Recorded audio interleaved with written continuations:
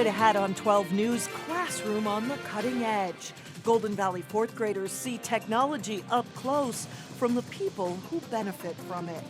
Then food allergy frustration, the not so uncommon problem, and how a Plymouth family has had to deal with it. But first, why police say a burglar in disguise almost got away with her crime.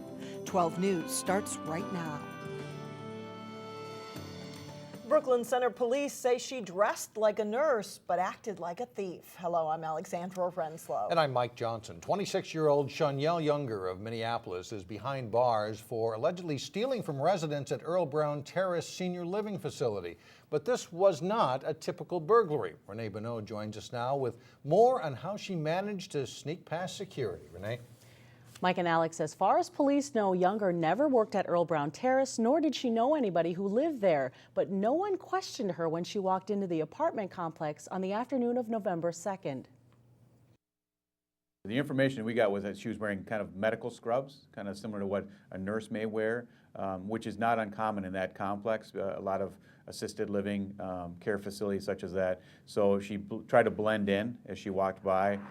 Brooklyn Center police say they believe Younger knew where she was going in the complex and walked with a purpose. She was eventually caught when a resident went back to her apartment unit and found Younger inside. The victim called police, who responded right away, blocking all exits at the complex and eventually finding Younger in a stairway.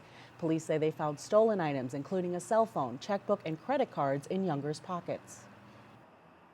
When we see something like this that's got such a common MO as far as how she does certain things, we don't believe this was her first time. We actually sent out an alert to other counties and other cities to see if they've had a similar type of burglaries of these type of care facilities with the same suspect description. Investigators are also looking into whether Younger was responsible for other burglaries that had been reported at Earl Brown Terrace earlier this fall. And Mike and Alex, court records show Younger had been convicted of at least 3 burglaries in the last 8 years. All right, thanks, Renee. The rush hour commute turned dangerous Tuesday morning after several burglary suspects tried to flee Golden Valley police. The suspects had broken into a house shortly after 6:30 a.m. They tried to escape police by heading west on Highway 55 and eventually heading north on County Road 101 through Plymouth. Witnesses say during the chase, the suspects' truck blew a front tire and they were traveling on the rim. The chase ended in Maple Grove, where the suspects attempted to run off into a wooded area. Golden Valley police arrested a juvenile and 2 men ages 18 and 28. Maple Grove and Plymouth police and the Hennepin County Sheriff's Office were also involved in the pursuit. A scare for 3 adults and 3 children inside a Brooklyn Park townhome. Police responded Monday night to a 911 call at a home in the 6000 block of 83rd Parkway. 2 suspects had forced their way inside. One of them had a gun. The crime happened at one of the units of the Meadows townhome complex. A Brooklyn Park police spokesperson says the motive was robbery. There were reports from victims inside that 2 victims were assaulted during the course of this robbery. We're not releasing any more details than that at this point in time. And North Memorial paramedics were called to the scene and they treated those injuries at the scene. The search of the area led to an arrest of 1 man, and police are still looking for another adult suspect. They say the robbery was not a random crime, but are not yet releasing more details. President Obama visited this Golden Valley facility over the summer, and now he's turning to the company again for input on avoiding the fiscal cliff. The president has invited the CEO of Honeywell, David Cody, to the White House on Wednesday, along with a handful of executives from other large companies. The focus of the meeting is to work on solutions for the country's debt crisis. One of the president's goals is to gain outside support for his tax proposal on high-income earners. Students at Golden Valley's School for Engineering and the Arts get a close-up look at cutting-edge medical technology. And they're seeing it through the eyes of people who have benefited greatly because of it. Which one of my legs is real, which one's fake? Is it this side that's real? 4th graders couldn't tell for sure which legs were real until Rob Rickenberg and Aaron Holm rolled up their pant legs to show them. It's this side. That's fake. They've been fitted with prosthetics that allow them not only to walk, but live a more normal life after suffering traumatic accidents that led to amputation. I wanted to walk again. I have kids your age and a little older that I wanted to keep up with, and I know you guys aren't slowing down. I know they weren't slowing down. I can go 7 days, I can go deer hunting, I can go out camping and go like that. The assignment is for these fourth graders to design and build a prosthetic leg that will comfortably support them. There's a computer inside there. As Rob's leg got passed around the class, the men answered questions about how they accomplish everyday chores like walking up and down stairs, driving a car, showering, or even swimming when one or both legs have been amputated. We certainly didn't know prior to losing our legs what it was like to live without them, what the products we needed to in our recovery efforts. And recover they did. Rob and Aaron founded Wiggle Your Toes, an organization that helps other amputees with unexpected questions like how to remodel a home. This foot here is worth $6,000. Pretty expensive, huh? So when it comes to prosthetics, they're not very cheap. And quite often they get this question: how do you pay for the technology when insurance doesn't always cover the cost? That's been an uphill battle for many amputees. There's some companies in Minnesota that won't cover anything for prosthetics, and there's one company in Minnesota that will cover everything. So you have a vast array of coverages. Rob and Aaron are pushing for legislation that would uniformly cover prosthetic devices. Coming up, dinner table frustration. We'll show you the struggles of food allergy sufferers through the eyes of a Plymouth family. And later in sports, Wayzata gets set to clash with Eden Prairie in the state football semifinals. But first, a check of your AccuWeather forecast.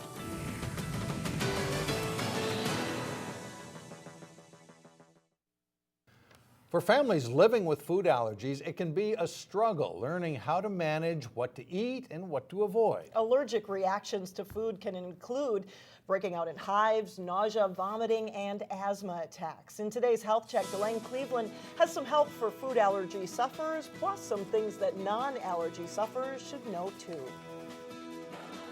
Resource fairs offer a one-stop shop for people seeking information. What allergy are you kind of?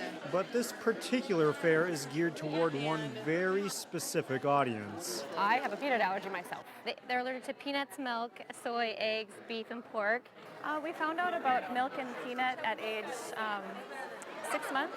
Patty Trier of Plymouth is referring to her son, who is now 4 years old and has developed allergies to about 9 other foods.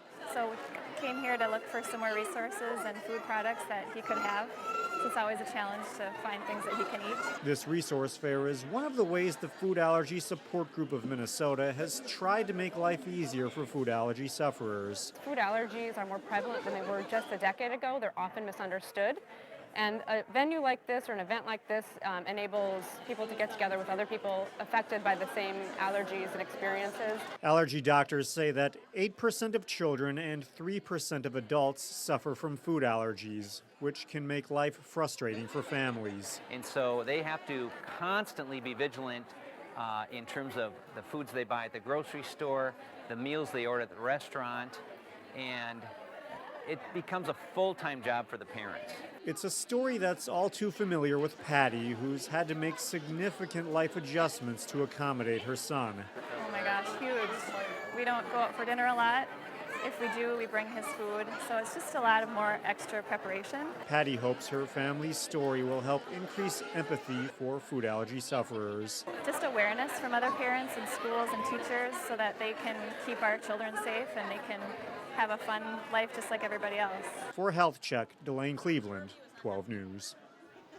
Doctors say 80% of children outgrow their food allergies to milk, soy, and wheat, but allergies to peanuts, nuts, fish, and shellfish tend to extend into adulthood.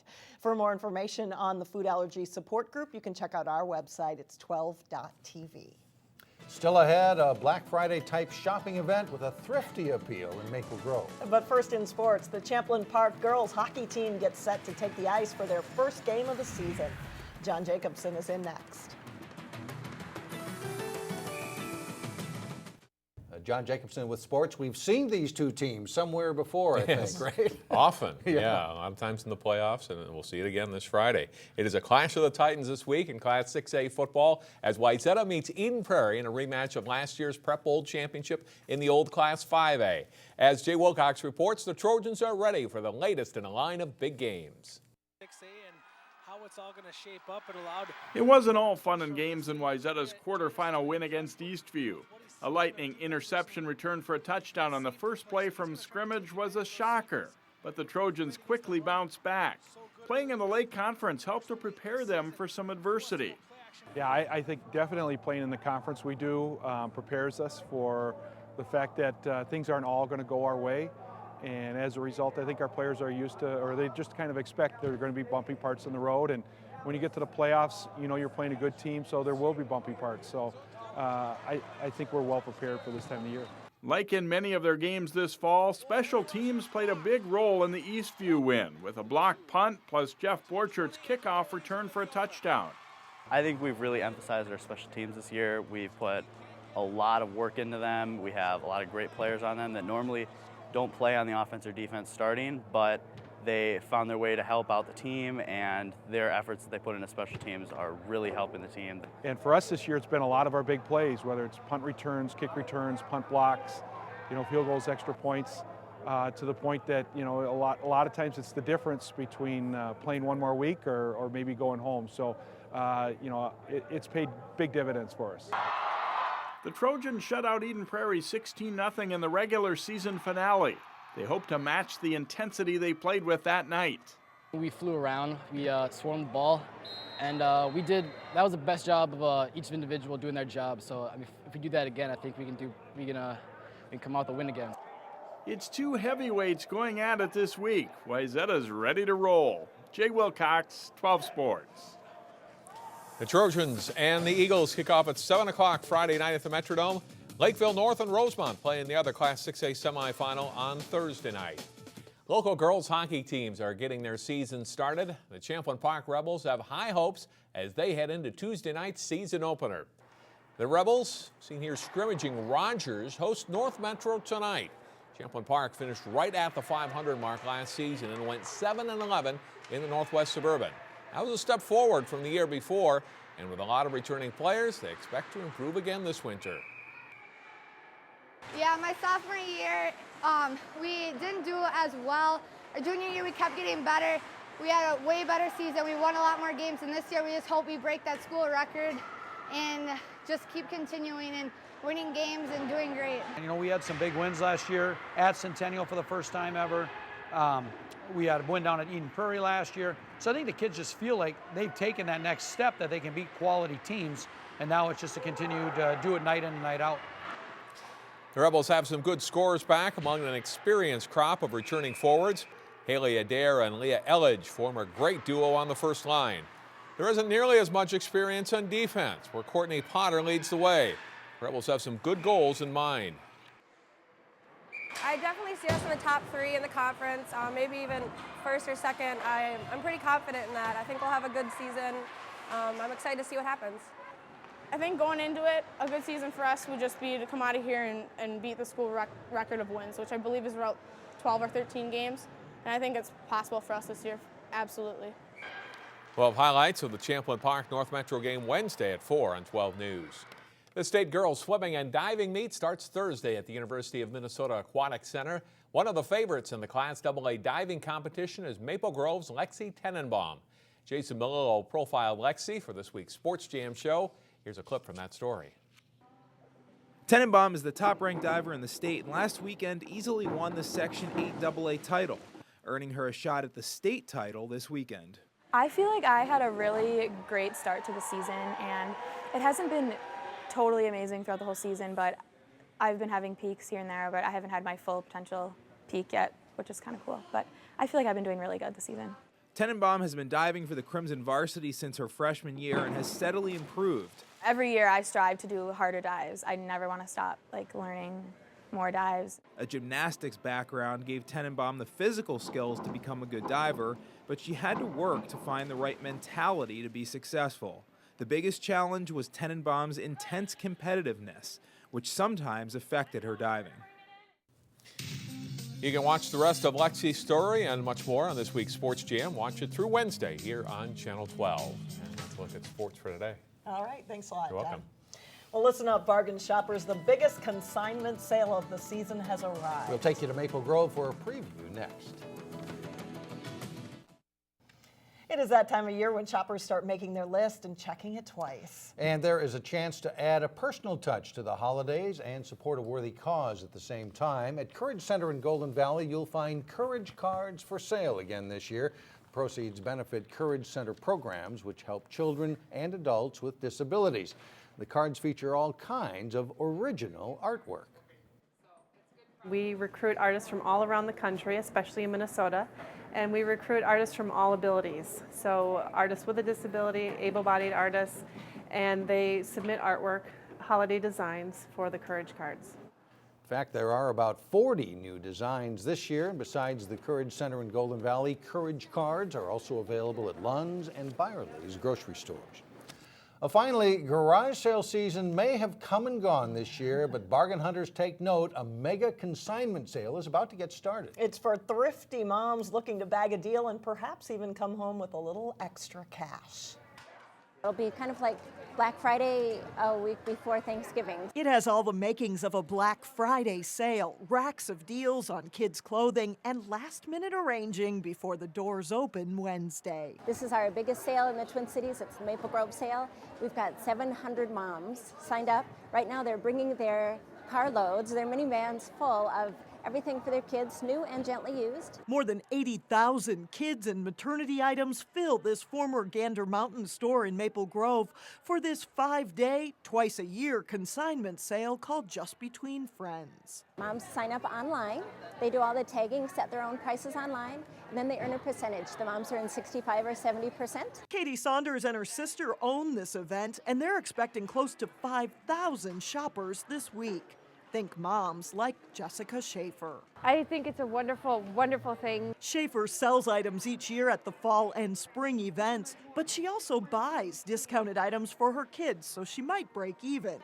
Many moms volunteer at the sale too, earning an extra 5% on their consigned items and maybe a little respite too. I'm home with my kids, and just to get out and be able to be with adults, volunteering and having a great time. It's a lot of fun. Whatever your reason is to get out, the sale gets underway in Maple Grove Wednesday morning in the former Gander Mountain store. More information is available at this website or on our website, 12.tv. And Saturday and Sunday are half-price days. Probably get some pretty good deals on kids' clothes there. They grow out of them so fast. So. And I understand what she's talking about. Yeah. If you had kids growing up with you, you want to talk to some adults. You're ready to get out. That's funny. That does it for us. Thanks so much for joining us. Stay with us. Community Corner is coming up next. We'll see you tomorrow.